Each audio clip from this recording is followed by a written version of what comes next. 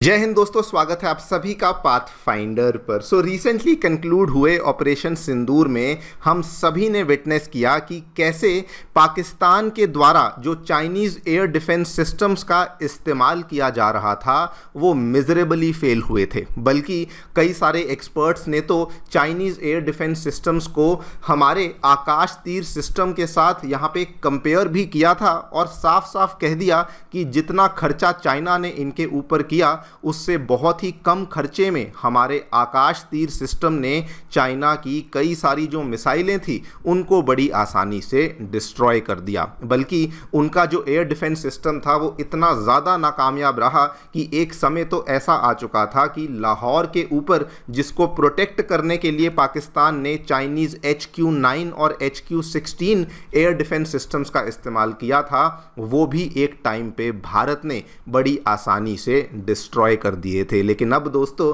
जो रिपोर्ट्स सामने आ रही हैं इसके बेसिस पर बताया जा रहा है कि पाकिस्तान इन चाइनीज़ हथियारों से बहुत ज़्यादा फ्रस्ट्रेट हो चुका है and as per the new reports बताया जा रहा है कि अब वो चाइनीज़ एयर डिफेंस सिस्टम को डिच करते हुए basically Turkish air defence system जिसको हम लोग साइपर के नाम से जानते हैं उसको बेसिकली प्रोक्योर करने की बातचीत यहाँ पर करने लग चुका है। आप लोग यहाँ पे देख सकते हैं, आपके सामने ये वाली खबर है। बहुत ज़्यादा इस खबर की कवरेज हमें देखने को नहीं मिली है, लेकिन हाँ कुछ कुछ डिफेंस मैगजीन्स हैं, कुछ कुछ यहाँ पे डिफेंस आउटलेट्स हैं जो कि इसके बारे में कवरेज कर रहे हैं। इसी पूरी चीज़ के बारे में हम लोग चर्चा करने वाले हैं कि क्या एग्जैक्टली पाकिस्तान यहाँ पे कर रहा है। What is this Turkish Siper air defence system, क्या क्या इसकी खासियत है, क्यों आखिरकार टर्की के पास जाकर के ये पाकिस्तान कर रहा है, और इस पूरी चीज़ के मायने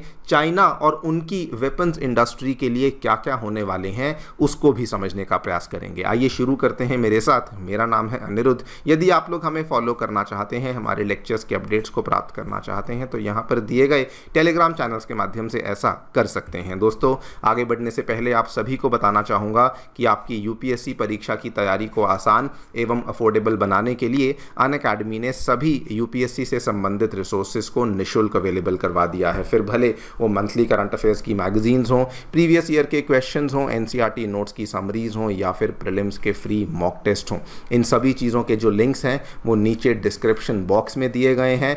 कोई भी आपको डाउट है, किसी प्रकार की आपको क्वेरी है, आप लोग सीधा स्क्रीन पे दिए गए इन फ़ोन नंबर्स पे फ़ोन कर सकते हैं और हमारी काउंसलिंग टीम आपको असिस्टेंस प्रोवाइड करवा देगी। यदि आप कॉलेज से अभी अभी पास आउट हुए हैं तब भी आप हमारी टीम से बात कर सकते हैं और आपको डायरेक्शन देने में भी एक बहुत बड़ी भूमिका हमारी काउंसलिंग टीम निभा सकती है। All right, directly coming to the news, क्या देखने मिला है दोस्तों। पाकिस्तान ऑपरेशन सिंदूर के कंक्लूड होने के बाद अपनी एयर डिफेंस स्ट्रैटेजी में एक बहुत बड़ी ट्रांसफॉर्मेशन को लाने के प्रयास में लग चुका है और अब रिपोर्ट्स बताई जा रही हैं कि पाकिस्तान बेसिकली टर्की का जो एडवांस्ड एयर डिफेंस सिस्टम जिसको साइपर के नाम से जाना जाता है उसको एक्वायर करने के प्रोसेस में, उसको एक्वायर करने की बातचीत में बेसिकली लग चुका है। सबसे पहले मैं आपको इनका ये एयर डिफेंस सिस्टम दिखा दूं। Just like any other air defence system, ये भी दोस्तों एक बहुत बड़ी प्रणाली है जिसमें अलग अलग तरह के आपको घटक देखने को मिलते हैं। फॉर एग्जाम्पल ये आपका रेडार टाइप चीज़ है,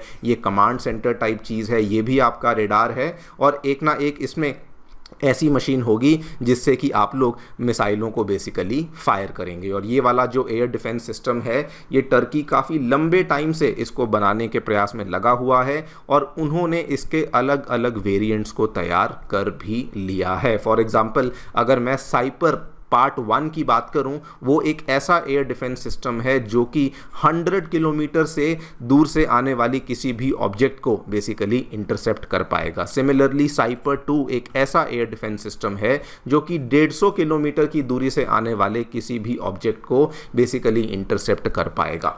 यही वाले एयर डिफेंस सिस्टम्स हैं जिसको कि अब पाकिस्तान टर्की से एक्वायर करने के प्रोसेस में लगा हुआ है। रीज़न काफ़ी सिंपल है, आप भी जानते हैं। जो रिसेंटली ऑपरेशन सिंदूर हुआ वहां पर दोस्तों चाइनीज जो सप्लाइड HQ-16 और HQ-9 जो एयर डिफेंस सिस्टम्स थे वो बहुत ही ज़्यादा खराब परफॉर्मेंस उनके द्वारा बेसिकली करी गई थी। बल्कि अगर आप यहाँ पे देखें तो ना केवल उनकी जो HQ-9 और HQ-16 एयर डिफेंस सिस्टम्स की परफॉर्मेंस ख़राब थी, बल्कि हमारे एयर डिफेंस सिस्टम्स, फिर भले वो S-400 हो, फिर भले वो आकाश तीर हो, फिर भले वो हमारा आकाश एयर डिफेंस सिस्टम हो, उन सभी की परफॉर्मेंस कुछ ज़्यादा ही शानदार थी, जिसके बाद ये ज़्यादा लाइमलाइट में आने लगा कि आखिरकार चाइना के HQ-19 और HQ-16 सिस्टम्स तो यहाँ पर बिल्कुल ही कमज़ोर हैं। बल्कि अब तो रिपोर्ट्स ये तक बताती हैं कि हमने ना केवल चाइनीज मिसाइलों को गिराया, बल्कि हमारे एयर डिफेंस सिस्टम्स ने पाकिस्तान की एयर स्पेस के अंदर घुसकर उनके फाइटर जेट्स JF-17 थंडर, उनके एवैक्स सिस्टम्स, उनके F-16 और भी ना जाने कितने सारे फाइटर एयरक्राफ्ट्स को हमारी S-400 और दूसरे एयर डिफेंस सिस्टम्स के द्वारा बड़ी आसानी से डिस्ट्रॉय किया गया था। लेकिन वहीं पर अगर आप HQ-9 की यहाँ पे क्षमता को देखें या HQ-9 के इम्पैक्ट को देखें, तो वो एक सिंगल मिसाइल को भी डिटेक्ट नहीं कर पाया, एक सिंगल मिसाइल को भी इंटरसेप्ट नहीं कर पाया। और ये जो कहानी थी, ये HQ-16 और HQ-9 सिस्टम्स दोनों के लिए ही यहाँ पर बिल्कुल ट्रू थी। हालांकि इसमें जो क्रेडिट जाता है वो इस चीज़ को जाता है कि इंडिया की LOC के ऊपर जो जैमिंग कैपेबिलिटीज़ थी वो इतनी शानदार थी कि चाइना के एयर डिफेंस सिस्टम्स वहाँ पे काम नहीं कर पाए। लेकिन फिर भी fact of the matter remains कि उनके एयर डिफेंस सिस्टम्स हमारी किसी भी एक सिंगल मिसाइल को भी इंटरसेप्ट नहीं कर पाए। ऑन पेपर उनकी डिटेक्शन रेंज बहुत अच्छी थी। फॉर एग्जांपल HQ-16 की रेंज 40 से 70 किलोमीटर की है, HQ-9 की रेंज तो 200 से 300 किलोमीटर की है। लेकिन इन रियलिटी ये हमारी स्कैल्प मिसाइल्स हुई, हमारे रफाल फाइटर जेट्स हुए, हमारी ब्रह्मोस मिसाइल्स हुई, इनको किसी को भी ये लोग यहाँ पर काउंटर नहीं कर पाए। एंड यही रीज़न है जिसकी वजह से आज दोस्तों पाकिस्तान टर्की के पास जा पहुंचा है कि प्लीज़ हमें इसका कोई ना कोई सोल्यूशन दीजिए। और अगर मैं टर्की के एयर डिफेंस सिस्टम्स की बात करूं, बताया जाता है कि उनका जो साइपर, जिसको हम साइपर 1 कह रहे हैं, उसकी जो रेंज है वो लगभग 70 किलोमीटर की है। जिसको हम साइपर 2 कह रहे हैं, उसकी जो रेंज है ये लगभग 150 किलोमीटर के आसपास की रेंज आने वाली है। एंड द रीज़न कि पाकिस्तान अब टर्की के पास जा रहा है, उसके पीछे 2-3 रीज़न है। देखिए, अगर मैं टेक्नोलॉजिकली बात करूं तो साइपर 1 जो है वो HQ-16 के कंपैरिजन में है, साइपर 2 जो है वो HQ-9 के कंपैरिजन में है। नंबर 3 जो कि सबसे बड़ा रीज़न है टेक्नोलॉजिकली दोस्तों, ये वाले जो सिस्टम्स हैं ये ऐसे बनाए गए हैं कि अगर सामने से दुश्मन देश कोई जैमिंग वॉरफेयर या फिर कोई जैमिंग कैपेबिलिटीज़ लेकर आता भी है, उस केस में भी ये वाले सिस्टम्स यहाँ पर काम करेंगे ही करेंगे। बिकॉज इस केस में चाइना वाले एयर डिफेंस सिस्टम्स फेल हो गए, लेकिन टर्की ये यहाँ पर दावा करता है कि अगर हमारे सिस्टम्स को आप डिप्लॉय करोगे तो वो सामने जो दुश्मन अगर आपके लिए जैमिंग या इलेक्ट्रॉनिक वॉरफेयर जैसे कुछ भी ऐसे इक्विपमेंट्स लेकर आता है, तो वहाँ पर भी हमारे सिस्टम्स आपके हेल्प करेंगे और आपका साथ नहीं छोड़ेंगे। And obviously one major reason जिसकी वजह से पाकिस्तान टर्की के पास जा रहा है, ये ऑलरेडी दोस्तों भारी मात्रा में टर्किश ड्रोन्स को खरीद चुके हैं। इनकी डिफेंस पार्टनरशिप ऑलरेडी बहुत अच्छी बनी हुई है। That is also another major reason जिसकी वजह से पाकिस्तान टर्की के पास जाकर के ही यहाँ पर ये वाली एयर डिफेंस सिस्टम्स को प्रोक्योर करने की बातचीत कर रहा है। लेकिन ये पाकिस्तान के लिए इतना आसान नहीं होगा फॉर 2 मेजर रीजंस। पहली बात तो अभी पाकिस्तान इवन आज मान लीजिए टर्की के एयर डिफेंस सिस्टम्स को प्रोक्योर कर लेता है, लेकिन दोस्तों अगर मैं मिसाइलों की बात करूं तो वो तो सारी की सारी चाइनीज़ हैं, तो उनको इन दोनों चीज़ों को इंटीग्रेट करना पाकिस्तान के लिए एक बहुत बड़ा टेक्नोलॉजिकल चैलेंज होगा। नंबर 2, पाकिस्तान की इकोनॉमिक हालत बहुत ख़राब है, specially after the recent conflict. Pakistan की हालत इतनी बिगड़ चुकी है कि उसके ऊपर IMF ने भी शर्तें लगाना शुरू कर दिया है, वो अपने डिफेंस बजट को नहीं बढ़ा सकते हैं। तो उस केस में एक नए एयर डिफेंस सिस्टम को परचेज करना, उसमें इन्वेस्टमेंट करना, ये उनके लिए एक बहुत बड़ा चैलेंज होगा। ये क्या होगा क्या नहीं होगा वो तो देखिए समय ही बताएगा।